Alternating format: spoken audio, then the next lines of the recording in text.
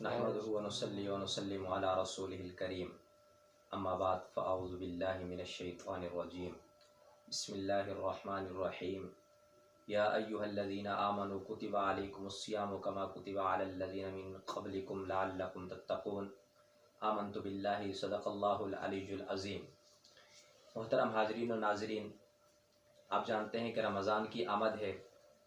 اور یہ وہ برکتوں والا مہینہ ہے کہ جس میں اللہ رب ذوالجلال کی طرف سے مسلمانوں کے لیے جنت کے پروانے اس مہینے میں دیے جاتے ہیں، اور اس مہینے میں ایک ایسی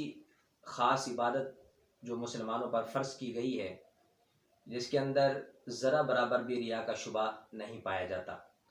جیسے کہ ہماری دیگر عبادات ہیں، نماز پڑھتے ہیں تو اس میں بھی ریا کا شبہ پایا جاتا ہے، زکوٰۃ دیتے ہیں، کسی کی مدد کرتے ہیں تو اس میں بھی ریا کا شبہ پایا جاتا ہے، جہاد کرتے ہیں اس کے اندر بھی ریا کا شبہ پایا جاتا ہے، اسی طرح حج کرنے جاتے ہیں اس کے اندر بھی ریا کا شبہ پایا جاتا ہے۔ لیکن روزہ ایسی عبادت ہے کہ جس کے اندر دکھاوا بالکل بھی نہیں ہے۔ اور روزہ شرع کی تعریف میں روزہ کو لغوی معنی ہے کھانے پینے اور عمل تزویج سے رکنا ہے، اور شرعی معنی اس کا یہ ہے کہ مکلف کا، یعنی جس پر احکام شریعہ نافذ کیے گئے ہیں، جس پر لاگو ہوتے ہیں، اس کا اللہ کی رضا کے لیے طلوع فجر سے لے کر غروب آفتاب تک کھانے پینے سے اور عمل تزویج سے رکنے کا نام روزہ ہے۔ اور آیت مبارکہ جو آپ کے سامنے بیان کی ہے، اس میں اللہ رب ذوالجلال نے یہی ارشاد فرمایا کہ اے ایمان والو، روزہ تم پر فرض کیا گیا جیسے کہ تم سے پہلے لوگوں پر فرض کیا گیا تھا۔ تو فرمایا کہ روزہ اس لیے فرض کیا گیا لعلکم تتقون، تاکہ تم تقوی اختیار کرو۔ تو روزے کے ذریعے تقوی کیسے حاصل ہوتا ہے، تو اس کے بارے میں بھی آپ کے سامنے کچھ باتیں عرض کروں گا۔ اور روزہ کب فرض ہوا اس کے بارے میں جو علماء نے بیان کر رکھا ہے، تو کہا کہ ہجرت کے 1.5 سال کے بعد 10 شعبان المعظم کو روزے کی فرضیت کا حکم نافذ ہوا۔ اور شریعت اسلامیہ یعنی کہ ہمارا جو یہ دین اسلام ہے، اس میں ہمارے جو اسلام کے بنیادی ارکان ہیں جیسے کہ کلمہ طیبہ ہے، نماز ہے، روزہ ہے، حج ہے اور زکوٰۃ ہے، تو ان میں سے جو تیسرے نمبر پہ جو ہم پر عبادت فرض کی گئی وہ روزہ ہے۔ سب سے پہلے نماز فرض کی گئی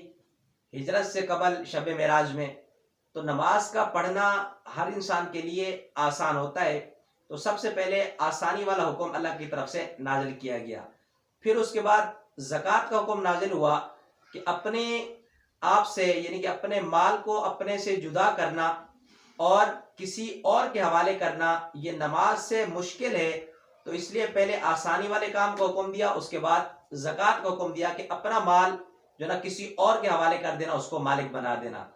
اور اس کے بعد روزے کا حکم نازل کیا۔ تو روزہ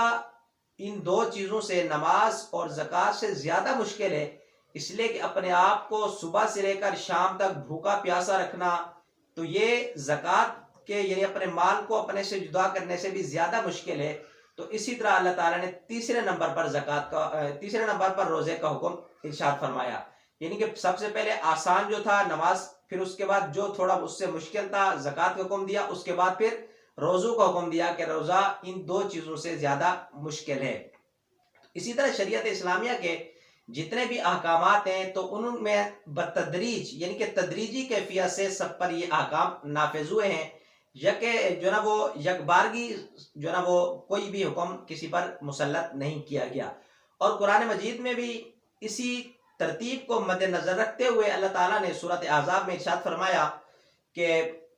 والخاشعین والخاشعات والمتصدقین والمتصدقات والصائمین والصائمات۔ والخاشعین والخاشعات اس کا مطلب یہ ہے کہ نماز میں خشوع کرنے والے مرد اور نماز میں خشوع کرنے والی عورتیں، اور اس کے بعد والمتصدقین والمتصدقات اور صدقہ کرنے والے مرد اور صدقہ کرنے والی عورتیں، اس کے بعد فرمایا والصائمین والصائمات اور روزہ رکھنے والے مرد اور روزہ رکھنے والی عورتیں۔ تو سب سے پہلے خاشعین میں نمازوں کا ذکر فرمایا، اس کے بعد متصدقین میں زکوٰۃ دینے والوں کا حکم ارشاد فرمایا، اس کے بعد صائمین روزے داروں کا حکم ارشاد فرمایا۔ تو روزہ یہ مسلمانوں کے لیے ڈھال ہے، اور یہ ایک طرح سے روزے کے ذریعے انسان جو ہے نا وہ شیطان پر غالب آ جاتا ہے اور انسان کے اندر ایک ایسی کیفیت پیدا ہو جاتی ہے کہ جس سے وہ گناہوں سے دور ہٹ جاتا ہے۔ تو اللہ رب ذوالجلال نے جو ارشاد فرمایا کہ لعلکم تتقون، کہ تمہیں تقوی حاصل ہوگا، تو علماء نے لکھا ہے کہ تقوی دو چیزوں سے حاصل ہوگا۔ ہمارے دشمن جو ہیں، ان مسلمانوں کے دو دشمن پائے جاتے ہیں، ایک ہمارا دشمن شیطان ہے، دوسرے نمبر پہ ہمارا دشمن ہمارا نفس ہے، جس کو نفس امارہ کہتے ہیں۔ تو یہ دو ہمارے دشمن ہیں۔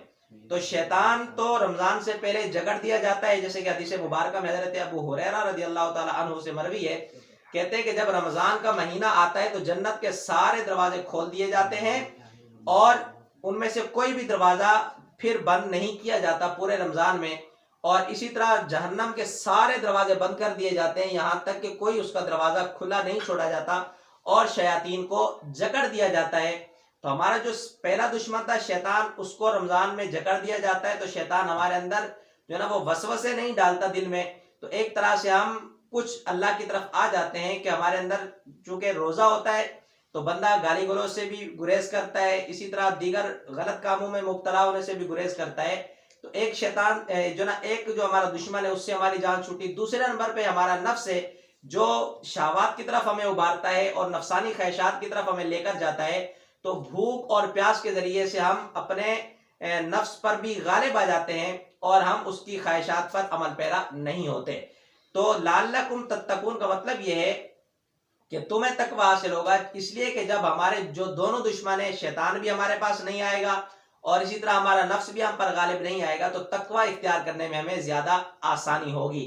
اور آپ سمجھتے ہیں کہ جیسے ہی رمضان کا مہینہ آتا ہے تو سارے ماشاءاللہ سے نمازی بھی بن جاتے ہیں، کہ وہ لوگ بھی مسجد میں آنے لگ جاتے ہیں کہ جو کبھی جمعے کی نماز میں بھی ہمیں مسجد میں نظر نہیں آتے، جو کبھی عید میں نظر آتے ہیں، لیکن وہ رمضان کی برکت سے اور شیطان بند ہونے کی وجہ سے، شیطان جب جکڑ دیا جاتا ہے تو اس کی وجہ سے شیطان کا جو نا اثر ان پر نہیں ہوتا، شیطان ان پر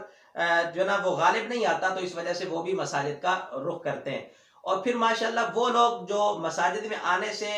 گریز کر رہے ہوتے تھے رمضان سے پہلے، وہ تراویح بھی پڑھ کر جاتے ہیں، اور رمضان میں تراویح کی عبادت یہ تو بالکل جو نا وہ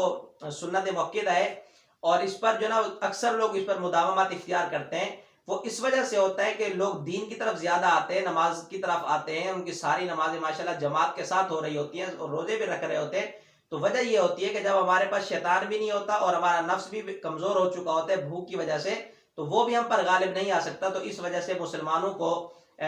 تقوی اختیار کرنے میں زیادہ آسانی ہوتی ہے۔ اسی وجہ سے روزہ ہم پر فرض کیا گیا تاکہ ہم تقوی اختیار کریں۔ ویسے تو ساری عبادتیں تقوی کی طرف ہی لے کر جاتی ہے، لیکن روزہ ان تمام سے زیادہ جو ہے نا وہ اجر کا بھی حامل ہے، اس کے اندر اجر بھی اللہ تعالیٰ نے زیادہ رکھا ہے، اور اس کے اندر ریا کا شبہ بھی نہیں پایا جاتا، اور اس سے انسان کو بھوک اور پیاس کی شدت کا بھی پتہ چلتا ہے، غریبوں کا غربت کا احساس ہوتا ہے کہ جب انسان سوچتا ہے کہ آج میرے پاس سب کچھ ہے، کھانے کے لیے بھی اچھی چیزیں ہیں، پینے کے لیے بھی میرے پاس مشروبات موجود ہیں، لیکن میں نہیں کھا رہا اللہ کی رضا کے لیے۔ جب وہ اللہ کی رضا کے لیے رکتا ہے، اپنے آپ کو روکے رکھتا ہے صبح سے لے کر شام تک، تو پھر اس کے جب بھوک کی شدت محسوس ہوتی ہے، اسی طرح پیاس محسوس ہوتی ہے، تو پھر اسے غریبوں کا بھی احساس ہوتا ہے کہ یہ ایک مہینے کے لیے مجھ پر یہ کیفیت طاری ہوئی ہے روزے کی، وہ بھی اللہ کی رضا کے لیے، تو ان لوگوں کا کیا حال ہوگا جو پورا سال جو نا وہ نان شبینہ کو ترستے ہیں، جن کے پاس کھانے کو کچھ نہیں ہوتا۔ تو اس وجہ سے جب بندہ روزہ رکھتا ہے تو اس کے اندر دل کے اندر رحم پیدا ہوتا ہے، اس کے اندر غریبوں کی مدد کرنے کا ایک جذبہ ہوتا ہے، اور اسے غریبوں کے دکھوں کا جو نا پتہ چلتا ہے کہ غریب کس کس دکھ میں ہوتے ہیں۔ تو ایک طرح سے جہاں ہمارے لیے اجر ہے اس روزے کے اندر، وہیں ہمارے لیے اندر جو نا ہمارے دل میں یہ خواہشات پیدا ہوتی ہے کہ ہم غریب لوگوں کی مدد کریں تاکہ وہ بھی ہماری خوشی میں شریک ہو جائیں، اور وہ جب ان کی ہم اپنے آپ پر بھوک کی کیفیت کو محسوس کرتے ہیں تو پھر ہمیں اگلوں کی جو نا بھوک کا علم ہوتا ہے۔ اس لیے کہ کسی کے دکھوں کا اس وقت تک ہمیں پتہ نہیں چلتا جب تک ہم پر خود پر وہ کیفیت طاری نہیں ہوتی۔ جب ہم پر خود پر یہ کیفیت طاری ہوگی تو پھر ہمیں اگلے بندے کا دکھ کا احساس بھی ہوگا، اور جب ہمیں دکھ کا احساس ہوگا تو پھر مداوع بھی ہم ہی نے کرنا ہوتا ہے۔ تو اس وجہ سے اللہ رب ذوالجلال نے روزہ فرض کیا تھا کہ غریب لوگوں کا بھی احساس ہو اور غربت کا بھی پتہ چلے، اور پھر ان کے اندر جذبہ رحم بھی ہو اور یہ لوگوں کی مدد کرنا بھی سیکھیں۔ تو اللہ رب ذوالجلال نے جہاں پر روزہ فرض کیا تو وہیں یہ بھی ارشاد فرمایا کہ یا ایھا الذین آمنوا कुतिबा अलैकुमुस्सियामु कमा कुतिबा अलल्लज़ीना मिन क़ब्लिकुम लअल्लकुम तत्तकून, ए ईमान वालों तुम पर रोजा फर्ज किया गया जैसे तुमसे पहले लोगों पर फर्ज किया गया था। तो रोजा शरीयत इस्लामिया में भी है और शरीयत इस्लामिया से पहले जो शरीयत रह चुकी है उन पर भी रोजा फर्ज था। जैसे कि मौजूदा दौर में जो किताबें पाई जाती हैं, इनके जो पुराने मजहब किए उसके अंदर भी रोजा रखने का जो ना जिक्र किया गया। इसी तरह दीगर जितनी भी जो ना अदियान और मिलल मारूफ है तो उनमें सब में ये है कि रोजा पाया जाता है। मिस्री हूँ, यूनानी हूँ, रोमन हूँ, हिंदू, सब जो ना वो रखते थे और मौजूदा तौरेत के अंदर भी रोजेदारों की तारीफ का जिक्र किया गया। और हजरत मूसा का 40 दिन का रोजा रखना भी साबित है। और यरूशलेम की तबाही को याद रखने के लिए उनके अंदर एक हफ्ते का रोजा भी रखने का रिवाज है यहूद के अंदर। इसी तरह मौजूदा इंजील के अंदर भी रोजे को इबादत फर्ज किया गया। तो रोजा जहां पर हमें एहसास दिलाता है वहीं पर हमारे लिए जो ना वो अजर का बायस भी है। तो अल्लाह रब्बुल जलाल ने इरशाद फरमाया, हदीस कुदसिया फरमाया कि अस्सौमु ली व अना अज्ज़ी बिही, कि रोजा मेरे लिए है और मैं इसकी जजा खुद दूंगा। फरमाया कि उससे पहले हदीस का जो टुकड़ा है उसमें ये कहा कि इंसान का यानी कि इब्ने आदम को जो भी अमल है वो उसके लिए होता है, लेकिन रोजा मेरे लिए उसकी जजा मैं खुद दूंगा। इंशाअल्लाह अज़ीज रोजे के बारे में और भी आपके सामने बातें अर्ज करेंगे। और रमजान का एक नाम हमारे अंदर जो मारूफ है वो है रमजान करीम। तो करीम का मतलब होता है सखी। और उलमा ने लिखा है कि करीम की 2 किस्में होती हैं, यानी कि सखी की 2 किस्में होती हैं। एक सखी वो होता है कि जिसके पास हाजतमंद जाता है अपनी हाजत पूरी करवाने के लिए कि मेरी हाजत पूरी हो जाए, एक वो सखी होता है। करीम सखी वो होता है जैसे कि प्यासा है और कुएं के अंदर पानी है, तो प्यासा कुएं के पास जाएगा तो वहां से पानी हासिल करेगा, अपनी प्यास को बुझाएगा। एक सखी वो होता है कि जो खुद आकर गरीबों की मदद करता है। एक सखी वो होता है जो खुद आकर गरीबों की मदद करता है। जैसे कि ज़कात देने वाला है वो खुद जाकर फकीरों को, हाजतमंदों को और जो मुस्तहिक ज़कात होते हैं उनको तलाश करता है ताकि उनको ज़कात दे और वो ज़कात की जिम्मेदारी से जो ना वो बरी हो जाए। तो इसी तरह रमजान भी हमारे पास उस करीम की शक्ल में आए कि जो खुद आता है और मुस्तहिकीन को तलाश करता है कि जो उसका मुस्तहिक हो तो उसको जो ना उसकी हाजत रवाई की जाए। तो रमजान के अलावा जो दीगर इबादतें यानी कि रोजे के अलावा जो हमारी इबादतें हैं, नमाज है, नमाज फर्ज है लेकिन हमें खुद जाना पड़ता है नमाज पढ़ने के लिए। ज़कात फर्ज है, ज़कात अदा करने के लिए हमें खुद जाना पड़ता है। इसी तरह हज फर्ज है, हज करने के लिए हमें खुद जो ना वो मक्का शरीफ जाना पड़ता है। लेकिन रोजा रखने के लिए हमें कहीं जाना नहीं पड़ता, बल्कि रमजान का महीना हम पर आता है, यानी कि वो करीम है जो आकर नवाजता है। तो इसकी वजह से जब रमजान खुद हमारे पास आता है तो फिर हम रोजा रखते हैं। तो अल्लाह ताला ने फरमाया कि अस्सौमु ली व अना अज्ज़ी बिही, कि रोजा मेरे लिए है और इसकी जजा मैं खुद दूंगा।